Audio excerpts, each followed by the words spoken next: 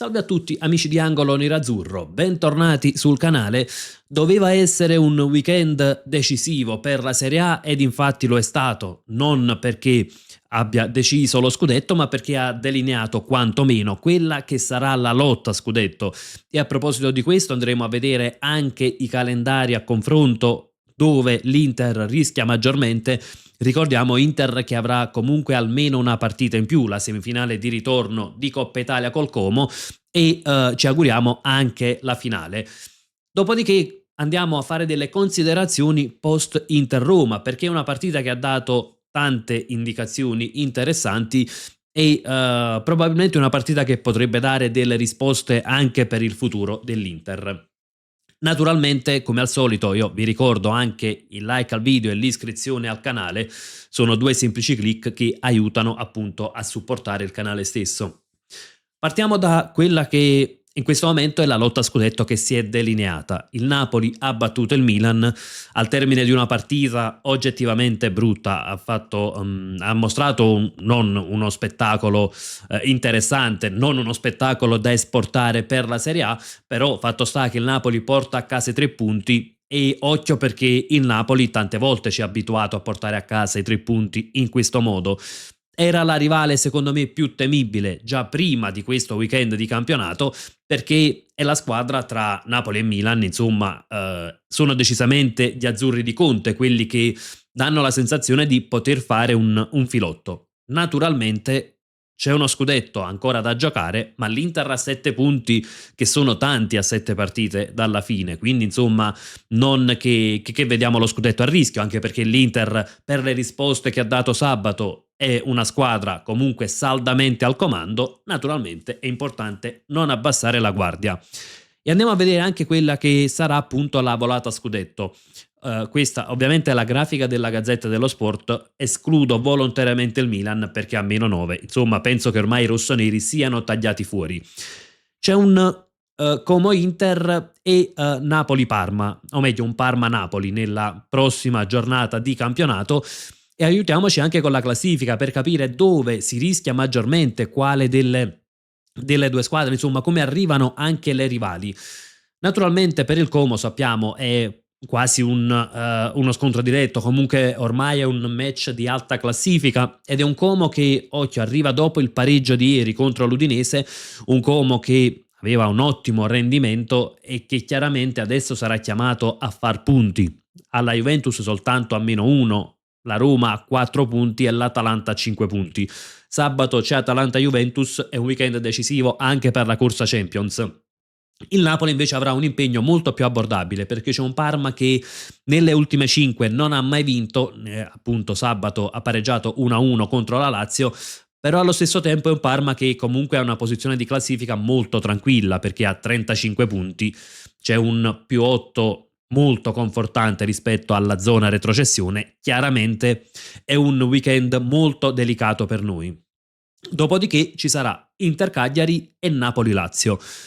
Anche qui diciamo che sulla carta la Lazio è una squadra superiore rispetto al Cagliari, però c'è da fare delle considerazioni, che la Lazio in questo momento ha poco da chiedere al campionato.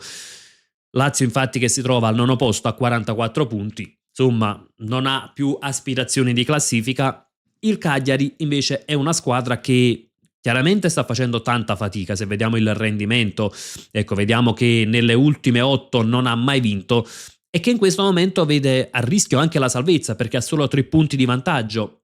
In questa situazione potrebbe cambiare molto il livello di difficoltà del match il risultato che farà nella prossima giornata il Cagliari, che si troverà ad incontrare proprio la Cremonese tra le mura amiche.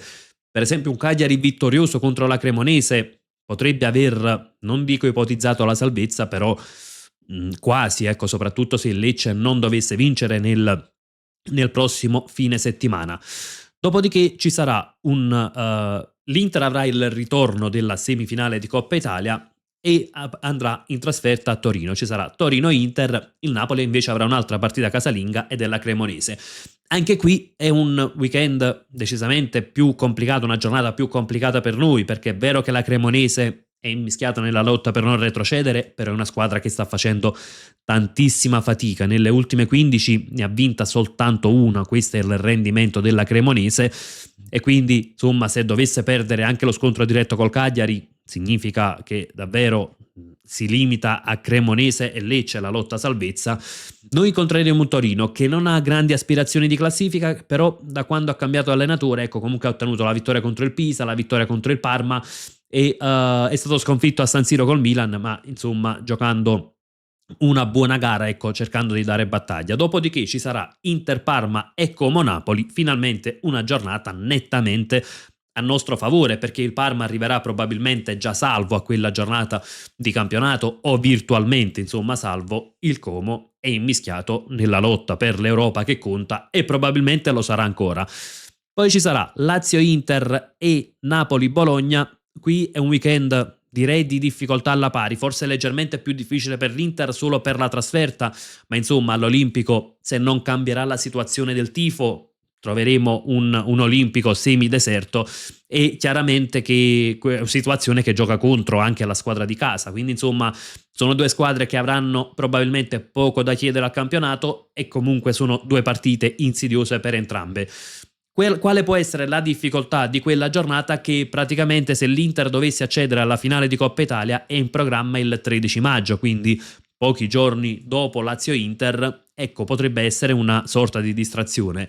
Alla penultima Inter-Verona e Pisa-Napoli, due squadre che al 99% saranno già retrocesse, e poi c'è l'ultima giornata, Bologna-Inter e Napoli-Udinese. Chiaramente la difficoltà è maggiore per noi, però ci auguriamo di arrivare con lo scudetto già in tasca. Quindi insomma, se andiamo a riepilogare il campionato, il cammino, il calendario, ecco, diciamo che il Napoli ha un calendario un po' più agevole, ma comunque delle insidie. Como su tutte, poi ci sono Lazio e Bologna comunque tra le mura amiche, ma sono sempre squadre un tantino insidiose. Quello dell'Inter forse è un po' più insidioso, anche perché prevede 3 trasferte, Como, Torino, o meglio 4 trasferte, Lazio e Bologna, quindi sono più partite in trasferte, e chiaramente c'è qualche insidia in più, però in questo momento 7 punti sono comunque un vantaggio molto importante, e chiaramente è una situazione in cui l'Inter dovrebbe davvero fare un suicidio sportivo per perdere questo campionato, al di là poi della scaramanzia. Però il prossimo weekend può cambiare tutto, perché un conto è trovarsi con 7 punti di vantaggio dopo la sfida col Como, un conto è vedere ridotto il vantaggio a 4 punti, e lì al primo punto perso praticamente ritornerebbe tutto tremendamente in discussione. Quindi altro snodo fondamentale, sapevamo Roma e Como sarebbero stati due partite, due match fondamentali nel percorso verso lo scudetto. Detto questo, andiamo anche a vedere cosa ha lasciato invece Inter-Roma, sia per quanto riguarda le condizioni dei nostri, sia per quanto riguarda delle considerazioni. Sulle condizioni, Chiu ha concesso 2 giorni di riposo, quindi l'Inter tornerà al lavoro per preparare poi la trasferta di Como soltanto domani. Giorni di stop che Chivu già solitamente ha concesso in questa stagione, ecco, molto spesso, non è la prima volta che concede 2 giorni di riposo, ma dovuti anche a delle condizioni. Per esempio Lautaro è uscito dal campo col ghiaccio sul polpaccio, quello infortunato, e dietro la coscia c'è stato Thuram che è uscito comunque zoppicando col ghiaccio al ginocchio. C'è Bastoni che ha ancora dei problemi alla caviglia, quella della famosa contusione nel derby. Non sono delle situazioni che preoccupano in vista di Como Inter, dovrebbero essere tutti a disposizione, però chiaramente sono delle condizioni che vanno attenzionate, quindi va concesso anche quel riposo che serve sia a recuperare le energie mentali, ma anche appunto a riprendersi da qualche piccolo acciacco post partita. Andiamo con le considerazioni, concludiamo con quelle che sono le considerazioni post Inter-Roma.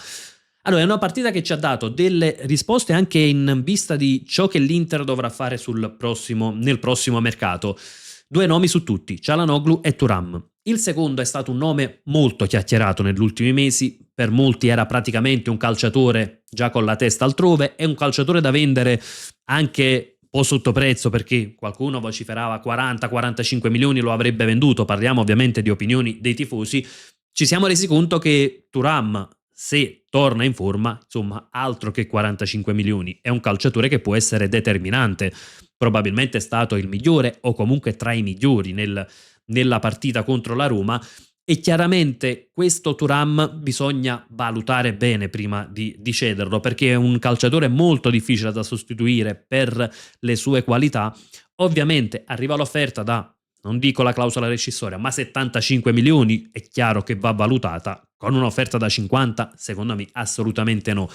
E c'è un'altra situazione da valutare, è anche quella di Çalhanoğlu, perché oggi la Gazzetta riporta che l'Inter non porterà Çalhanoğlu in scadenza, quindi senza il rinnovo partirà quest'estate. Però occhio, perché Çalhanoğlu ha dimostrato di essere un calciatore fondamentale per questa Inter. Siamo sicuri di riuscire a farne a meno a cuor leggero? Insomma, quest'estate l'Inter potrà ottenere da Çalhanoğlu verosimilmente una cifra intorno ai 10 milioni. È vero che è un calciatore che poi andrebbe in scadenza dopo 12 mesi, è vero che è un calciatore non più giovanissimo, è un classe 94, però ovviamente ci sono delle valutazioni. Se non è Çalhanoğlu a chiedere di andare via piuttosto che cedere un calciatore del genere a 10 milioni, io lo tengo fino alla scadenza, non faccio plusvalenza, però allo stesso tempo posso avere un grande vantaggio, ed è quello di poter far crescere un calciatore al suo fianco. In primis il nome è quello di Aleksandar Stankovic. È ormai quasi certo che l'Inter attiverà il diritto di recompra, lo riporterà a Milano. Ecco, far crescere Stankovic accanto a Çalhanoğlu, ovviamente dando tanti minuti al centrocampista attualmente al Bruges, però insomma avere Çalhanoğlu in squadra può essere un vantaggio anche per altri centrocampisti, quindi decisamente la mia idea sarebbe quella: portiamo Çalhanoğlu piuttosto che perderlo per 8-10 milioni, portiamolo alla scadenza, godiamocelo un altro anno, non facciamo a meno di un calciatore fondamentale come se fosse uno qualunque. Aspetto anche le vostre considerazioni nei commenti. Cosa ne pensate della lotta a scudetto? Secondo voi, anche calendario alla mano, a parte la prossima giornata, ma dove rischia maggiormente l'Inter? Se considerate anche, perché no, il campionato virtualmente chiuso o quasi, e naturalmente anche quelle che possono essere le considerazioni post Inter Roma in ottica del prossimo calciomercato. Insomma, come facciamo al solito, confrontiamoci nella sezione apposita, e come sempre io vi lascio con un gran bel Forza Inter.